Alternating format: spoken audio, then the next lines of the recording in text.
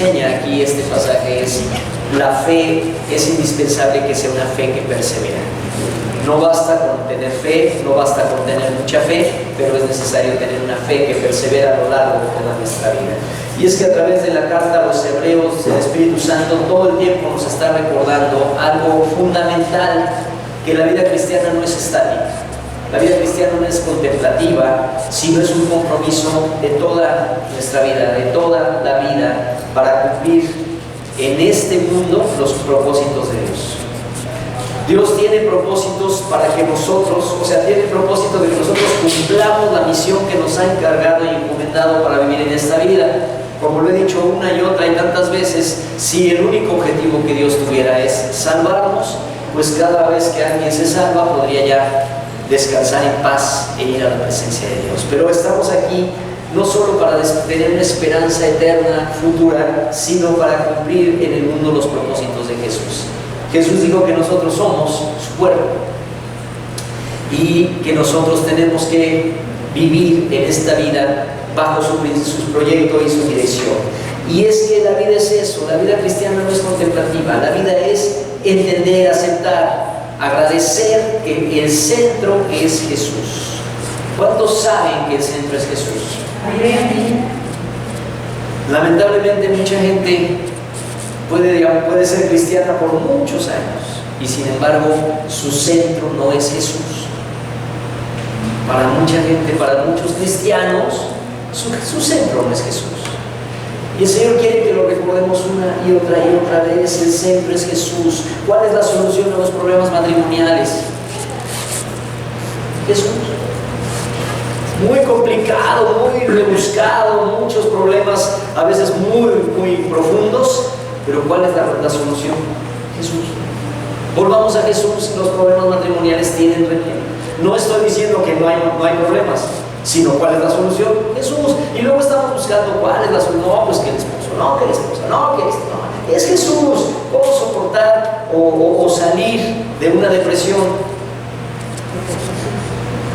Jesús. La única manera real de salir de la depresión es Jesús.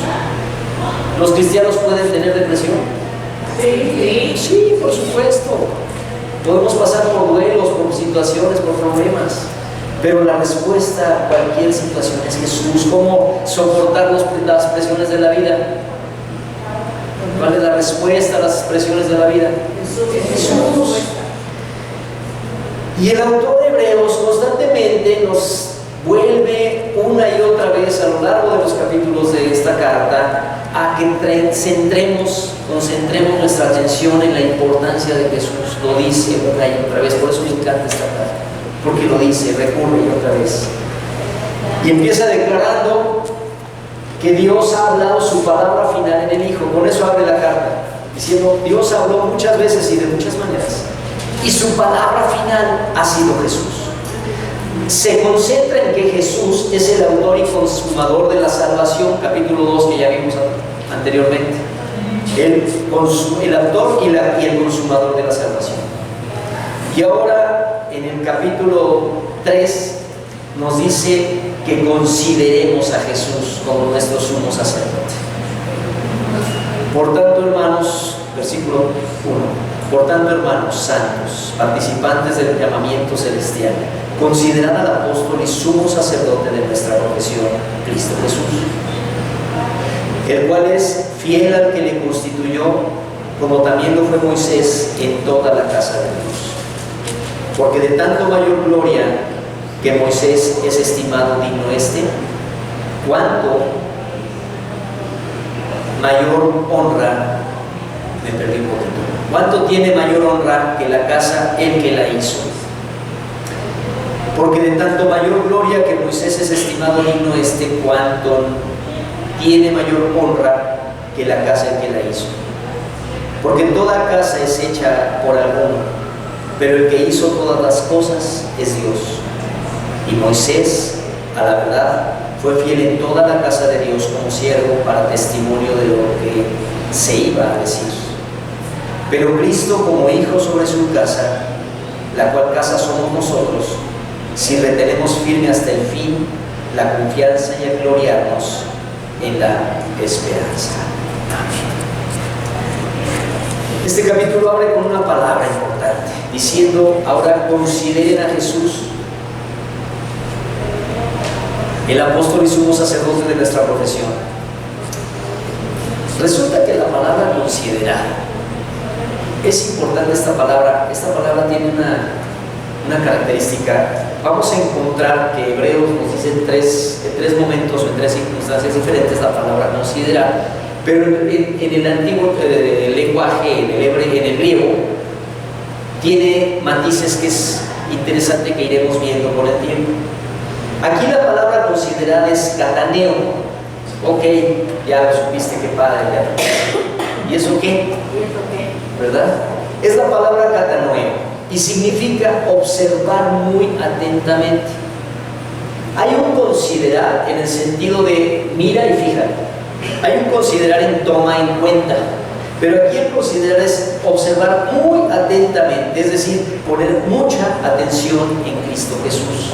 Entonces, nos está diciendo aquí: por tanto, hermanos santos, participantes del llamamiento celestial, pongan mucha atención, observen muy atentamente al apóstol y sumo sacerdote de nuestra profesión, Cristo Jesús. Y es que cualesquiera que sea la circunstancia de cada uno de ustedes, hermanos, cualquiera que sean los problemas o los pecados en los que caigamos, Hebreos nos asegura que la solución es una entrega total a Jesús. No importando cuál sea el problema, cuál sea la situación o cuál sea el pecado, la solución es una entrega total a Jesús. Por eso dice: observa muy atentamente, con mucho cuidado, con mucha atención a Jesús. Aquí hay un segmento que tal vez solo les puede ser útil de información, no necesito que se lo aprendan, pero es como informativo. Así como vimos que había un paréntesis y lo expliqué en el mensaje anterior, en este segmento del capítulo 3, versículo 1, hasta al capítulo 4, versículo 13, nos habla de cosas bien importantes. De tres cosas menciona muy importantes. Primero, nos va a explicar que Cristo es superior a Moisés, el mediador del antiguo pacto. Ahora, para ti, para mí, eso no es tan importante hoy porque todos lo sabemos. Pero remontándonos a la historia, remontándonos al primer siglo, a los primeros cristianos, a los que está dirigida esta carta, es bien importante este contraste. Cristo es superior a Moisés. Moisés era el mediador del primer pacto, del antiguo pacto. Número 2, nos va a explicar que los israelitas que se rebelaron contra la palabra de Dios que transmitió Moisés, o sea, Moisés como mediador transmitió la palabra, y aquellos israelitas que se rebelaron contra la palabra transmitida por Moisés, ¿qué creen? Murieron en el desierto. ¿Es drástico? ¿Es fuerte? Sí. Aquellos que se rebelaron contra la palabra que Moisés transmitió, murieron en el desierto. Esto lo veremos a partir del versículo 7. Y número 3, por lo tanto, desobedecer la palabra de Dios en Cristo es aún mucho más serio. Y aquí hay una paradoja humana. Fíjense nada más. Moisés es inferior a Jesús. Jesús es superior a Moisés. Moisés fue el mediador del antiguo pacto. Remontándonos a la historia, muchos siglos antes de Cristo, aquellos que se rebelaron contra la palabra que Dios dio a través de Moisés, murieron. Es drástico. Por lo tanto, desobedecer la palabra de Dios dada a través de Jesucristo será menos importante o más grave. Más grave. Y aquí la paradoja humana. La paradoja humana es que muchos cristianos no tenemos reparo en desobedecer la palabra de Dios dicha a través de Cristo. Como que nos vale, como que no nos preocupa, como que si no fuera tan importante. Y hasta nos hemos atrevido a decir, oh, porque vivimos bajo la gracia. Si viviéramos en el antiguo pacto, ya hubiéramos caído muertos. ¿No lo hemos dicho alguna vez o lo hemos pensado? El último ejemplo de lo drástico que es, lo tenemos en Ananías y Zafira. ¿Cuántos recuerdan el caso de Ananías y Zafira? Y lo tenemos como un ejemplo, como un caso emblemático que nos da descanso. Decimos, vivimos bajo la gracia. Porque si viviéramos bajo la ley, lo último que vivieron Ananías y Zafira, que fue cuando Ananías y Zafira falsearon información y la maquillaron, cayeron muertos. Y nosotros decimos, ¿no es cierto? ¿No? ¿Alguien lo ha pensado así? ¿Sí? ¿Verdad que somos de cínicos? Nosotros los cristianos. Lo hemos pensado así, yo lo digo conmigo de mí. Porque como no cae, nadie cae muerto en este momento, entonces vemos con más ligereza la palabra de Dios dicha a través de Jesucristo. Y con más ligereza no la tomamos en cuenta. Y con más ligereza no vivimos conforme a la palabra. En la mañana hoy estamos viendo, tanto los hombres como las mujeres, en los libros, el hombre del reino, la mujer del reino. Y ahí vemos la importancia de vivir como hombres y mujeres del reino. ¿Qué son esos hombres y mujeres? Aquellos que viven de acuerdo con los principios, valores, normas y mandatos de Dios. Ese es el vivir. Pero el día de hoy muchísimos cristianos andamos haciendo como el hámster, corriendo la ruedita y sin tomar cuenta de Dios.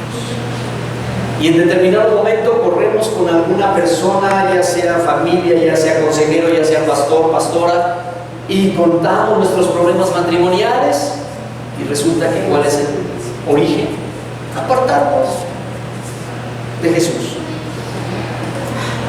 Y ya que andamos allá de turistas un buen rato apartados de Jesús, regresamos corriendo. Ay, es que ese hijo que tengo, esa hija que tengo.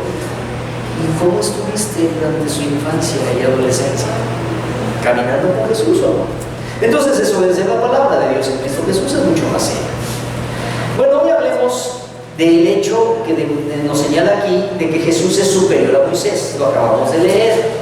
Y es un poquito como, no sé si les sintieron lo mismo, pero tiene un sabor así como medio enredado, la casa superior de la casa de la baja. ¿Sí? ¿Lo sintieron o no? Para quien lo sintió, vamos a leerlo de nuevo. Y le voy a pedir, por ejemplo, a Alberto desde su lugar, si lo lee bien fuerte del 1 al 6, lo que acabo de leer hace rato. Por tanto, hermanos santos, participantes del llamamiento celestial, considerad al apóstol y sumo sacerdote de nuestra confesión, Cristo Jesús, el cual es fiel al que le constituyó, como también lo fue Moisés en toda la casa de Dios. Porque de tanto mayor gloria que Moisés es estimado digno cuando tiene mayor honra que la casa en que la hizo. Porque toda la casa es hecha por alguno, pero el que hizo todas las cosas es Dios. Y Moisés a la verdad fue fiel en toda la casa de Dios como siervo, para testimonio de lo que se iba a decir. Pero Cristo como hijo sobre su casa, la cual casa somos nosotros, si retenemos firme hasta el fin la confianza y gloriarnos en la esperanza. Amén, gracias. Aquí hay un par de cosas que de pasada la voy a mencionar al ratito. Una, tenemos no solo derecho, sino no solo libertad, sino invitación a sentir un sano orgullo. Número 2, aquí hay un cierto sí condicional, o no un cierto, sino un sí condicional, ¿verdad? Vamos a comenzar.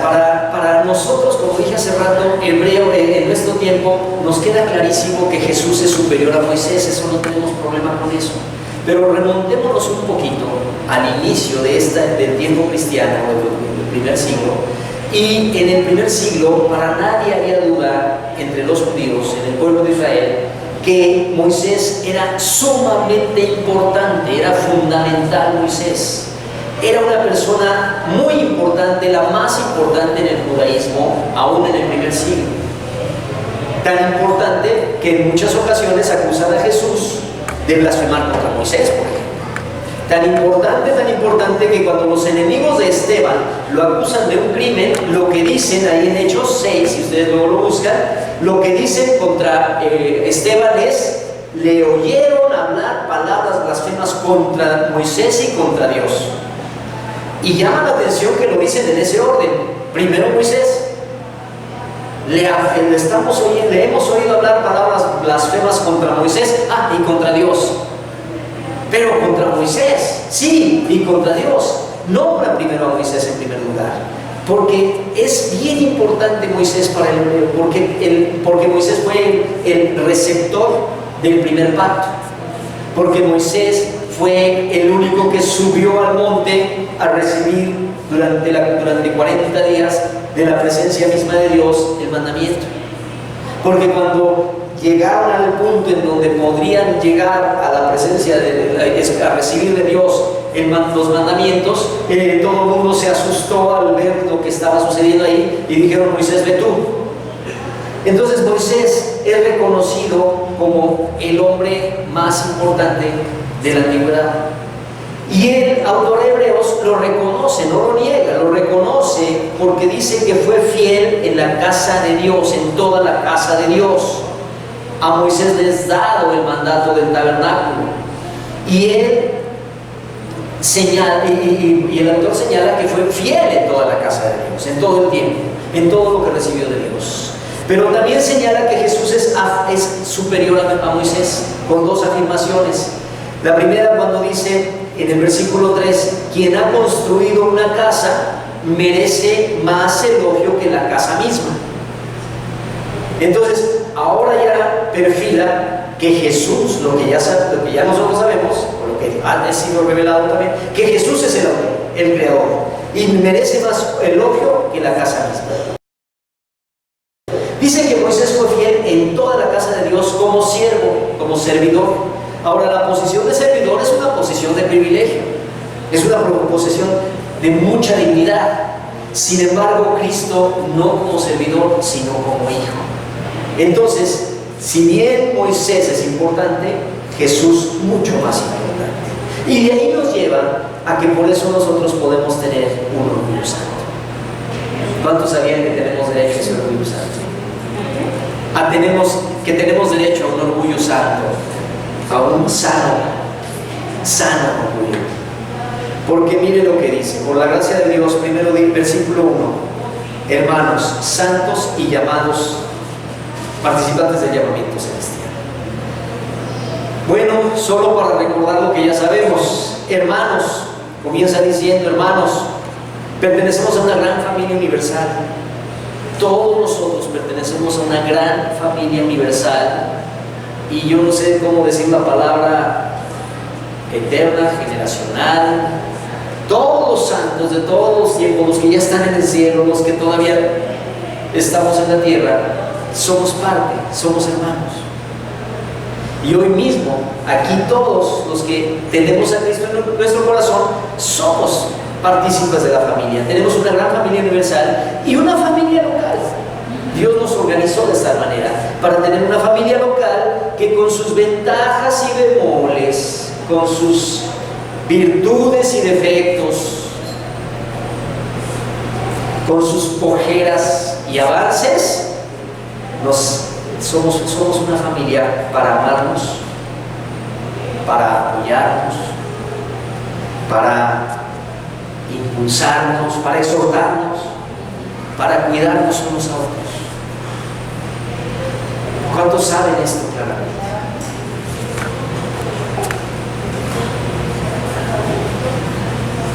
Lo están descubriendo hoy. Somos, al decir aquí hermanos, por eso los cristianos nos decimos hermanos, que luego nos chotean y se les hace curioso, lo que sea, pero por eso nos decimos hermanos. La misma palabra, la misma Biblia nos dice: formamos parte de una familia. E independientemente de nuestras propias familias, unas muy unidas, otras no tanto, Algunos tienen una familia grande, otros ya están solos, pero independientemente de esto, el Señor nos regaló la bendición de ser también parte de una familia local. En esta familia local nos amamos, nos cuidamos, nos exhortamos, nos apoyamos. ¿Cuántos lo sabían? Sí. Mi hermana María lo sabía. ¿Y cuántos lo practicamos? ¿Y cuántos verdaderamente cuidamos unos de otros? Yo sé que estamos bien ocupados, metidos en nuestros rollos semanales y nos paramos a las 5 o 6 de la mañana, nos acostamos a las 12 y no nos dio tiempo ni de a veces comer. Pero estamos demasiado centrados en nosotros mismos a veces. Podemos apartar unos instantes para agradecer por nuestra familia espiritual. ¿Cuántos agradecen por la familia? Por la familia espiritual, la familia local.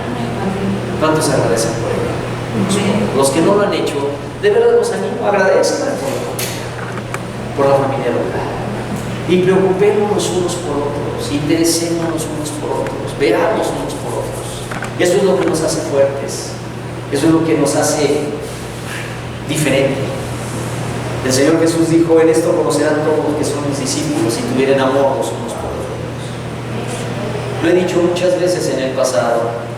Cuando notas que alguien no está, búscalo. Échale una llamadita. Hoy cuánto tarda un WhatsApp. Busquémonos, preocupémonos unos por otros. Hermanos, pertenecemos a una familia. Luego dice santos. La santidad no tiene que ver con perfección, todos lo sabemos, ¿verdad? ¿Cuántos santos hay aquí?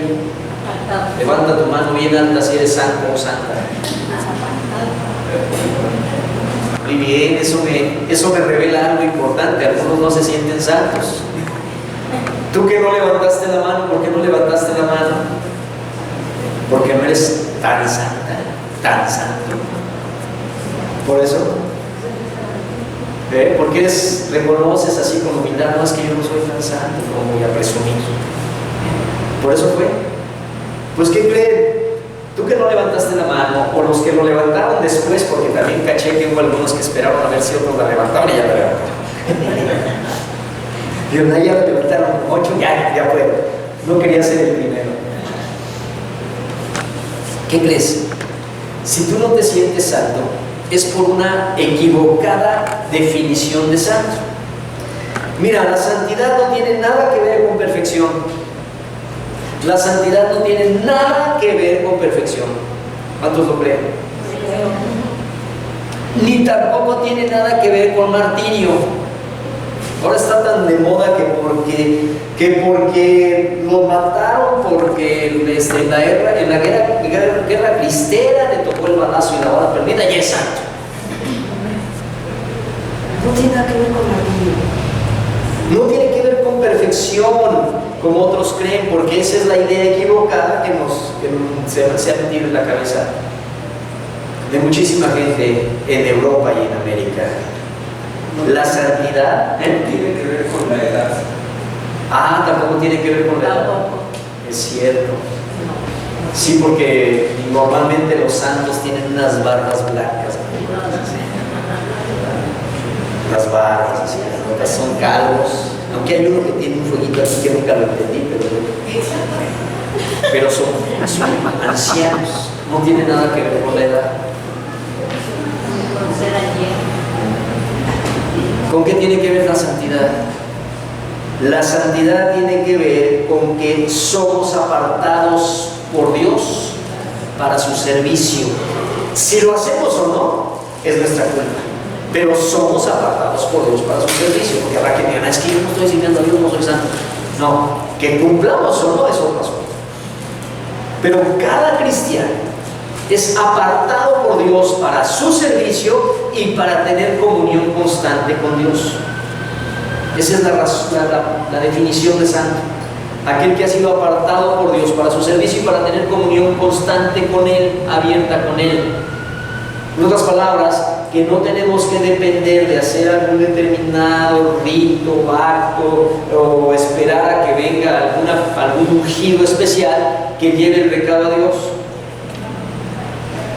Cuando tú tratas con personas católicas, por ejemplo, y lo digo con toda sinceridad y respeto, ellos tienen una idea. Primero tienen que confesar sus pecados al sacerdote, y una vez absueltos ya pueden comulgar. ¿Saben eso? No pueden comulgar si no se confesaron antes. Pero ¿qué significa para ellos comulgar? Significa poder tener comunión con Dios. Cuando ya pueden pasar y recibir la hostia, es comulgar. Y resulta que eso no tiene nada que ver. La comunión con Dios es el privilegio que Dios nos dio de que a través de la sangre de Jesucristo nosotros tenemos puerta abierta con Dios y podemos hablar con Él. Y no necesitamos ni de un rito, ni de un objeto para tener comunión con Dios. Eso es lo que Dios quiere, que nosotros entendamos que somos santos. Repito la pregunta: ¿cuántos santos hay aquí?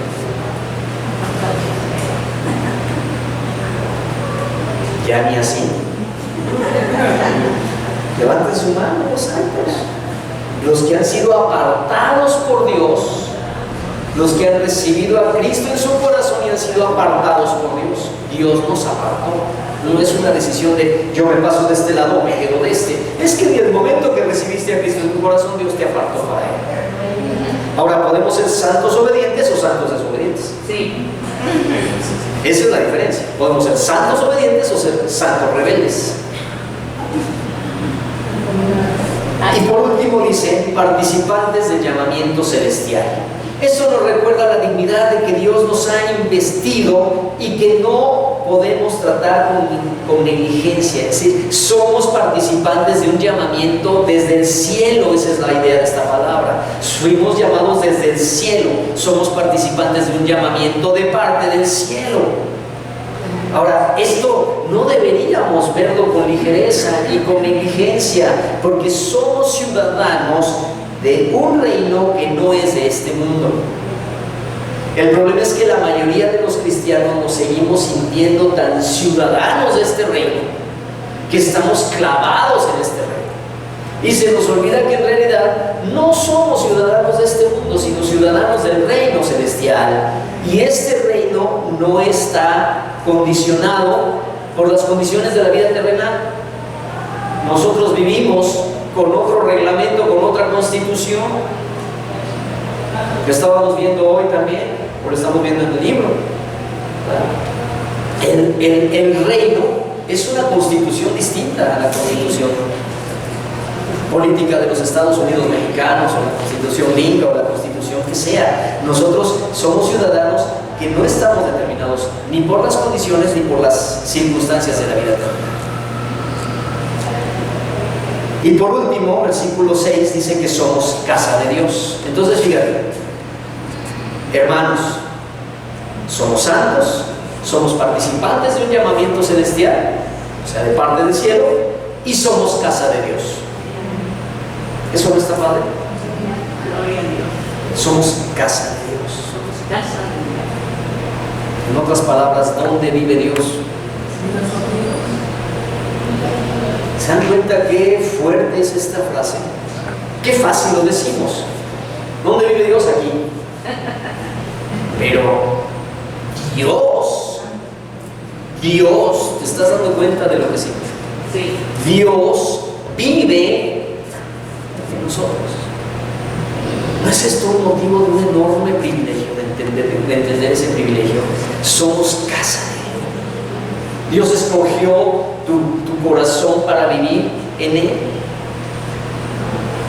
Ahora el versículo 6 sí hace una aclaración importante. Hay un sí condicional. ¿Cuál es el sí condicional? Si mantenemos la seguridad y la alegría y la esperanza que tenemos hasta el final. Si mantenemos la seguridad y la alegría en la esperanza que tenemos y la mantenemos hasta el final. No por ratitos, sino hasta el final. Ahora esto nos habla de algo muy importante. Nos habla de una doctrina que se conoce como la perseverancia de los santos. ¿Qué es eso? No es otra cosa sino la afirmación de que los cristianos debemos perseverar hasta el final. ¿Cuál final? ¿Cuál es el final en el que tú tienes que perseverar, hermana Marla?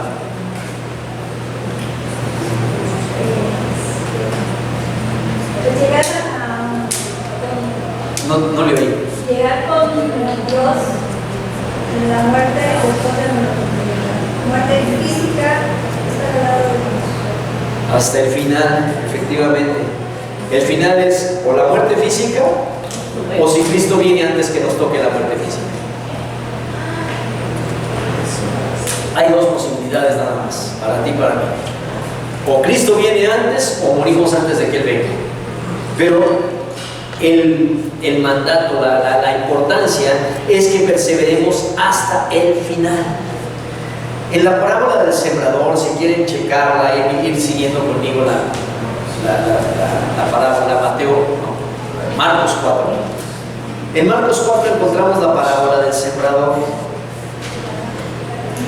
Y en esta parábola nos habla de pues una porción de semillas. ¿Cuántas eran? No sé, pero pensemos, aquí dice 4. Pensemos que solo traía 4 semillas al sembrador. Aquí lo importante es que de las 4 semillas o del costalito de semillas, ¿cuántos creen que se logró, dio fruto y fue bien aprovechado?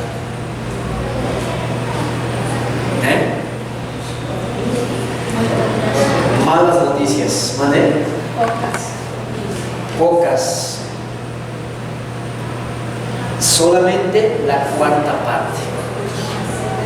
A mí me gustaría más que dijera la cuarta parte se echó a perder, pero las 3 cuartas partes funcionan perfecto. Pero lamentablemente la parábola del sembrador, el Señor Jesús nos enseña que solamente la cuarta parte de las semillas fructifica. En esta parábola nos comienza diciendo que, hablando acerca de la semilla que cayó junto al camino, y antes de que pudiera germinar, en el versículo 4, antes de que pudiera germinar, vinieron las aves y se la comieron. La semilla cayó en el camino, junto al camino, y antes de que pudiera germinar, vinieron las aves y se la comieron. Y en el versículo 15, el Señor Jesús aclara explicando que las aves que vinieron y se comieron esa semilla son aquellos que oyeron la palabra, pero de inmediato vino Satanás con sus ideas preconcebidas, con sus prejuicios, y quitó la palabra de sus corazones. ¿Lo ven ahí en el 15? La semilla cayó en tu corazón, en el corazón de la persona, pero de inmediato vino Satanás. ¿Y cómo viene Satanás a quitar esa semilla? Bueno, utiliza a la propia personalidad, sus ideas preconcebidas. ¿Cuántas veces la palabra ha llegado al corazón de una persona, pero de pronto esa persona dice, oh, amén, y le encantó la palabra, y tú a lo mejor llevaste a esa persona a Cristo, recibió a Cristo, la palabra le encantó, pero de pronto, de unos días después, te das cuenta que dice, no, pero es que estoy pensando, ¿cómo voy a traicionar la tradición que me enseñaron mis padres, mis abuelos? Sus ideas preconcebidas. No, bueno, pero pasan unos días y de pronto, no, bueno, es que yo no puedo seguir porque, sabes, es que no puedo cambiar, yo no puedo ser perfecto, no puedo ser tan bueno. Piensan que tienen que ser perfectos para recibir a Cristo, sin darse cuenta que se tiene que recibir a Cristo para poder ser perfecto. Son las ideas preconcebidas. Satanás viene con esas ideas preconcebidas, con esos consejos. Ah, vas a ser igual de mocho que Alberto. Perdón. Y entonces la persona se aparta. Entonces la semilla cayó junto al camino y antes que pudiera germinar, Satanás de inmediato vino y se comió esa palabra. Otra parte de la semilla fue arrojada sobre terreno pedregoso, versículo 5. Y como cayó en terreno pedregoso, creció bastante bien al principio. ¿Han visto plantitas que crecen entre piedras? Son bonitas. Pero como no podía soportar el calor del sol, porque no tenía profundidad de tierra, entonces pronto se murió. Y en el versículo 16 el Señor aclara diciendo que esta semilla que cayó en terreno pedregoso son aquellos que cuando han oído la palabra al momento la reciben con gozo, pero no tienen raíz, así que son de corta duración, porque cuando viene la tribulación o la persecución por causa de la palabra, tropiezan. Así dice ahí, ¿verdad? Los primeros recibieron la palabra, qué bonito, pero no duraron nada porque vino Satanás y se la comió. Los segundos ya duraron un poquito más, pero cuando vino la tribulación, Dios, ¿dónde está? Dios, ¿por qué me haces esto? No tienen raíz, viene la tribulación o la persecución. Ahora, como he dicho tantas veces, nosotros aquí en la Ciudad de México y en este tiempo, pocas experiencias de persecución tenemos, pero también se llegan a tener. ¿Ustedes han tenido persecución por causa de la palabra? Por ejemplo, en su trabajo, algunos no, gracias a Dios. Por ejemplo, en su trabajo o en su familia. De repente ya les caes mal, ya no te quieren. Pero es poco lo que realmente nosotros padecemos persecución y gracias a Dios muchos no. Pero nada más necesitamos irnos algunos cuantos kilómetros hacia el estado de Hidalgo, hacia el sureste, y la persecución es persecución. Chiapas. Y la persecución es persecución. Y es en serio. Entonces, pronto tropiezan. Después, la otra tercera parte, la semilla cayó entre espinos y los espinos la ahogaron, versículo 7. Y en el 18 el Señor aclara diciendo: son los que oyen la palabra, pero los afanes de la vida y el engaño de las riquezas y las codicias de otras cosas ahogan la palabra y se hace infructuosa. ¿Hay cristianos así? ¿O no lo sé?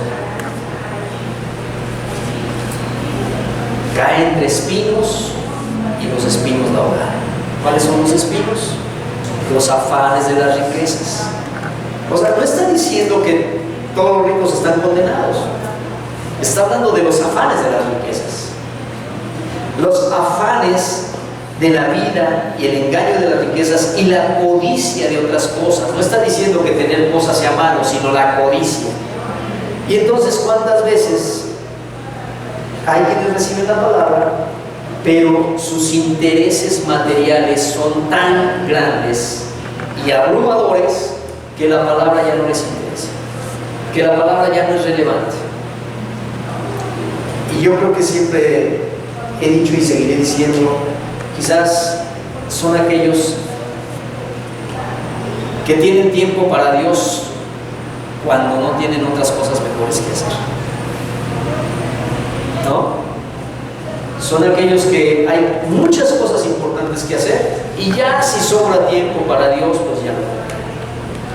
Pero al final la palabra queda. Y solamente una parte cae en buena tierra. Esa cuarta parte cae en buena tierra y es la que da fruto al 30 y al 60 y al 100. ¿Qué clase de tierra somos cada uno de nosotros?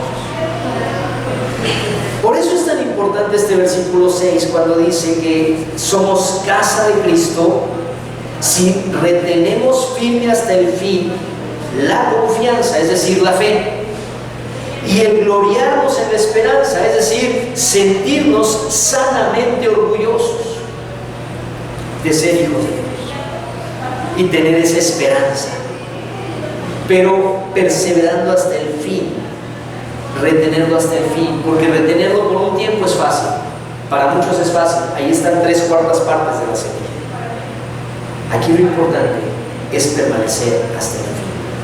Y esto es lo que la carta de Hebreos teme que pueda suceder con los cristianos, con los creyentes.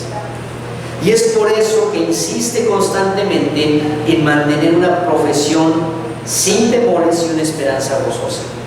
Y en Hebreos vamos a encontrar constantemente que nos está diciendo que es importante retener, mantener, continuar sin temor y con esperanza gozosa. Esa es la perseverancia de los santos. Estamos llamados a perseverar. ¿Es fácil perseverar? Sí y no. Yo diría sí y no. La mayoría tienen razón. ¿Es fácil perseverar? No. Pero sí. ¿Por qué puedo decir sí? Perseverar por cuenta propia. Eso, no se puede. Simplemente no se puede. No hay manera. Pero ser llenos del Espíritu Santo, depender de Jesucristo, tener puesta toda nuestra confianza en Jesucristo, hace que sea fácil, porque es fácil para Él, no para mí. En la medida que Jesucristo, que su Espíritu Santo nos llena y influye en nosotros, Él nos lleva a perseverar, a pesar de cualquier situación, a pesar de lo caluroso del sol, a pesar de los espinos, a pesar de las aves que quieran robar la palabra, porque es su presencia la que nos sostiene. Entonces, la parte más difícil le toca a Dios. ¿Cuál es la parte más difícil? Sostenernos, fortalecernos y guiarnos. La parte fácil nos toca a nosotros. ¿Cuál es? Pedirle todo el tiempo a Dios que nos fortalezca. Pedirle todo el tiempo a Dios que nos sostenga y que nos fortalezca. Por eso es importantísima la comunión permanente con Dios. Y el que nosotros cada día le pidamos: Señor, fortaléceme, sosténme, manténme en convicción, manténme bajo tu cuidado.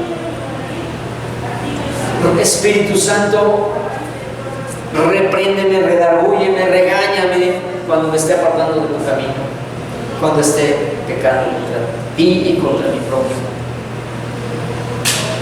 Tenemos que hacerlo constantemente. Cuando no esté amando lo suficiente. Y entonces el Señor nos sostiene, pero tenemos que perseverar.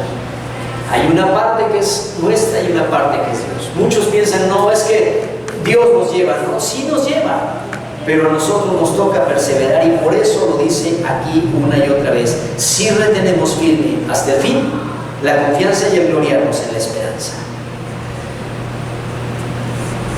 Dios se dirige a nosotros con 3 calificativos, como dije al principio: hermanos santos, participantes del llamamiento celestial. 4, casa de Dios. Son cosas que si las vemos suavecito y despacito, si las leemos rápido, estamos como tan acostumbrados, hermanos y ya, hermanos allá, hermanos allá. Pero ser miembros de una familia, de la familia de Dios, es un hermoso privilegio. Saber que somos santos en el sentido de que Dios nos apartó, nos juntó, nos llamó para Él. Y somos participantes de una ciudadanía celestial. Nos hizo ciudadanos del cielo, ciudadanos de su reino. Cuando entendemos esto, y yo estaba trabajando y vueltas con esa frase del autor del libro, se me fue ahorita el nombre, del libro que estamos leyendo, Tony Evans. Tiene una frasecita por ahí, no sé si en el de las damas lo tenga, pero en el de los hombres tiene por ahí casi al principio una frasecita que le doy vueltas y cada vez veo la razón que tiene.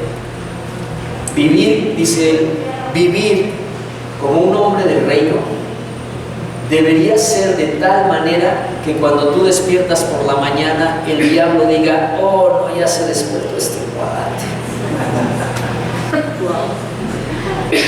Qué buena frase. ¿Y cómo me revoluciona esa frase? Porque cuántas veces yo he sido culpable porque yo lo he dicho, y cuántas veces lo he oído. Ay, el diablo me ha traído, me ha estado persiguiendo, me ha estado atacando. cuando debería de ser al revés. No es cierto que a veces nosotros decimos, el diablo me está atacando, el diablo me atacó, el diablo me puso tropiezo. Y dice Tony Evans, deberíamos de ser hombres de tal manera, hombres del reino, no sé si lo dice de las mujeres, que cuando te levantes, despiertas por la mañana, el diablo diga, la torre ya se despertó. Y cuando te duermes por la noche, el diablo diga, por fin se durmió. Aún en sueños está uno. ¿Aún en sueños? En sueños también puede uno estar hablando de una fe. Ay, el libro de las mujeres agrega eso. No, digo, a mí en particular me ha pasado. Estoy durmiendo, pero estoy llorando. No sé si alguien me ha pasado en ese suceso. No, honestamente no he tenido ese privilegio, no me ha tocado. Wow.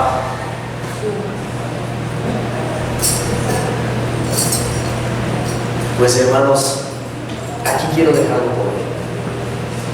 Hoy quiero dejarlo cortito. Prefiero mencionar poco, pero que nos quede bien fuerte y bien claro. El Señor nos ha dado un privilegio, somos miembros de una familia, somos hermanos. Mírense alrededor, véanse, somos hermanos.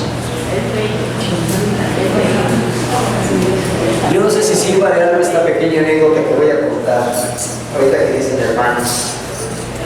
Porque los hermanos se dan prioridad unos a otros, ¿no es cierto?